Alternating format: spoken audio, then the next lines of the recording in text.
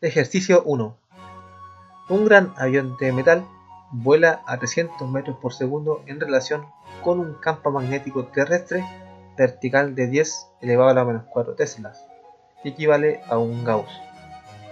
La pregunta es, ¿cuál es la tensión en circuito abierto B en la punta del ala si la envergadura V es 40 metros, en este caso el largo de la envergadura? Solución.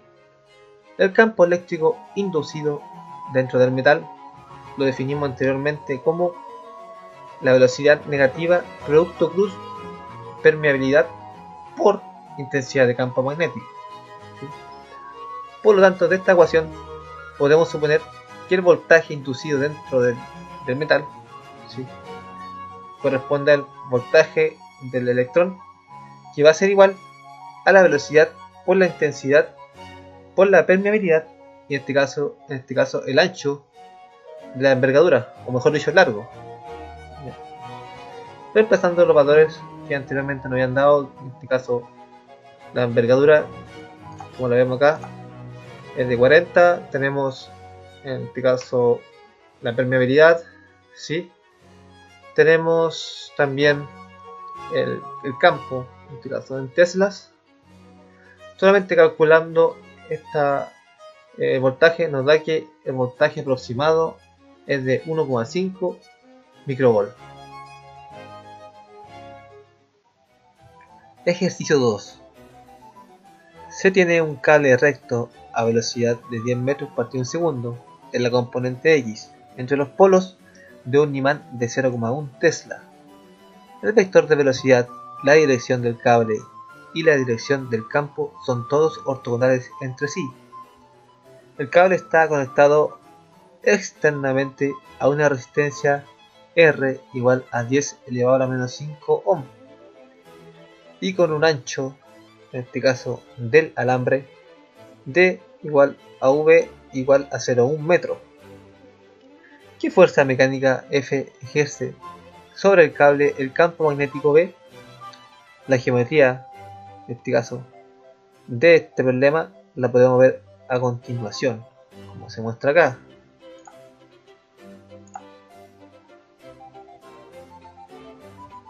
Solución. La fuerza ejercida sobre el cable por su entorno magnético es, y viene dada de la siguiente forma.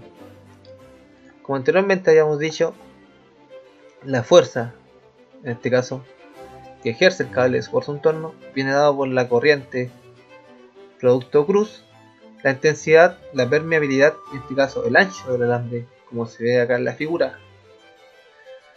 Ahora efectuamos el producto cruz dentro de esta fuerza y obtenemos que la fuerza, en este caso, va en sentido negativa de X, ¿sí?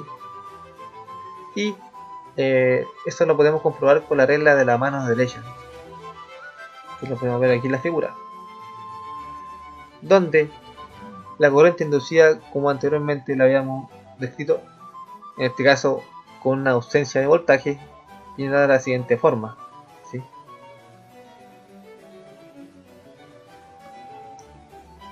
Siguiendo con los cálculos anteriormente dichos, ¿cierto?, donde quedamos que la corriente iba a depender del flujo y de la resistencia.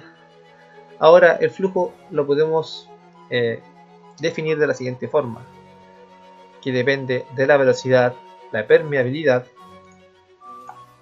en este caso, y la intensidad y del ancho, en este caso del alambre, ¿sí? Al reemplazarlo en la ecuación de acá, dejaríamos la corriente en función de la intensidad, ¿sí? Y esto, al reemplazarlo en la fuerza, tenemos la relación de la fuerza, ¿sí?, en función de la intensidad, ¿sí?, y también la velocidad. Pero como lo dice la pregunta, nos piden que calculemos la fuerza en función del campo magnético, en este caso que es P. Así que vamos a tener que utilizar esta fórmula que está aquí y reemplazarla en la ecuación de acá, que es la fuerza. Pero como bien vemos que esta ecuación realmente calza, ya que la fuerza depende de la permeabilidad y de la intensidad, y son dependientes a su vez del campo magnético. Al reemplazarlo esta ecuación en la de la fuerza y en este caso calculando los valores que nos dio el problema, nos da que la fuerza total en la componente X va a ser de 100 newton. También hay que acotar que la dirección que anteriormente habíamos sacado era en la dirección de menos X, negativa. Eso lo calculamos utilizando la regla de la mano derecha, ¿sí?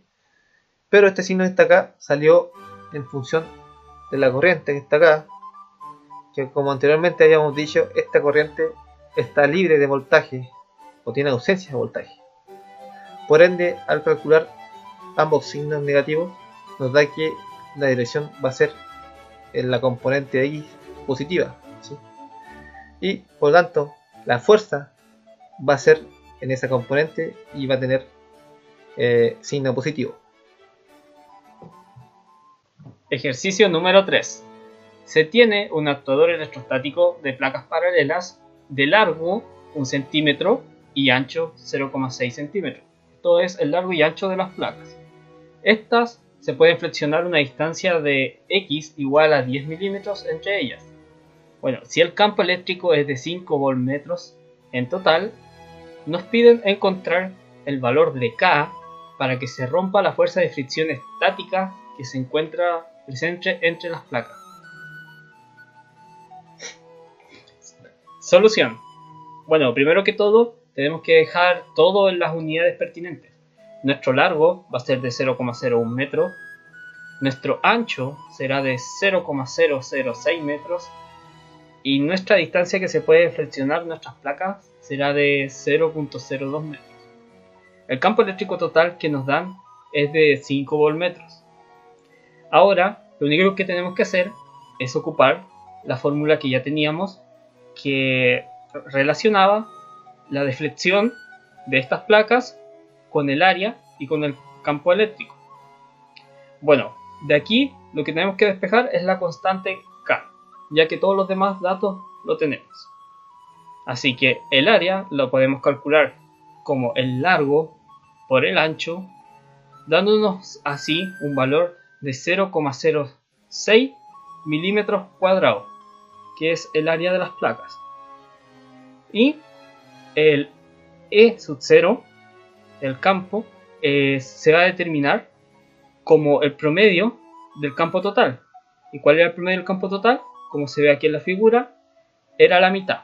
Así que va a ser la mitad de ese valor total. Así que dividimos 5 en 2 y me va a quedar que nuestro E sub 0 va a ser de 2,5 voltmetros. Finalmente, ya que teníamos la ecuación acá arriba lista y tenemos todos los datos, únicamente nos queda reemplazar para encontrar esta constante K. El valor que nos da va a ser de 8,3 por 10 elevado a menos 14 newton metro, que son las unidades en que se mide la constante del resorte, que es aplicada igual para este caso entre las placas de los capacitores. Para el ejercicio 4 nos dicen que consideremos un actuador electrostático construido con placas de capacitor parcialmente traslapadas. ¿Qué significa esto? Que están corridas una de otra.